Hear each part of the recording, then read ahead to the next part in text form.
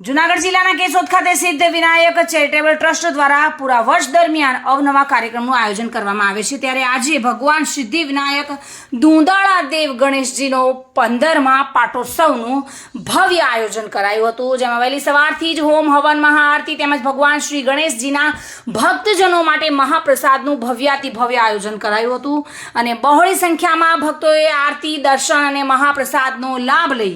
ધન્યતા અનુભવી હતી। કેશોદ ખાતે ભગવાન શ્રી સિદ્ધિ વિનાયક દુંદાળા દેવ ગણેશજીનું મંદિર પ્રસ્થાપિત થયું ત્યારથી જ ભક્તોમાં અનેરો ઉત્સાહ સાથે મંદિર ખાતે વર્ષ દરમિયાન ઘણા જ કાર્યક્રમો કરવામાં આવે છે અને લોકો પણ ખૂબ જ હોંશે ભાગ લેતા જોવા મળી રહે છે। ખાસ તો ગણેશ ઉત્સવ દરમિયાન તો તમામ જગ્યાઓ પર ગણેશજીની આરાધના થતી જ હોય છે અને નક્કી કરેલા દિવસો બાદ ગણેશજીને વિદાય અપાય છે, પરંતુ અહીંયા ગણેશજીની 10 દિવસ દરમિયાન લોકો પૂજન અર્ચના અને ખાસ તો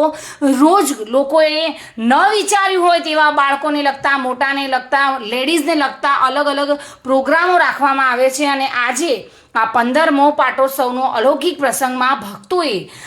તન મન ધનથી સહકાર આપનાર તમામ ભક્તજનોનો સિદ્ધિ વિનાયક ચેરિટેબલ ટ્રસ્ટ દ્વારા અંતઃકરણપૂર્વક આભાર માન્યો હતો અને આ કાર્યક્રમ દરમિયાન અંદાજિત 45થી વધુ ભક્તોએ મહાપ્રસાદનો લાભ લીધો હતો। સિદ્ધિ વિનાયક ચેરિટેબલ ટ્રસ્ટ દ્વારા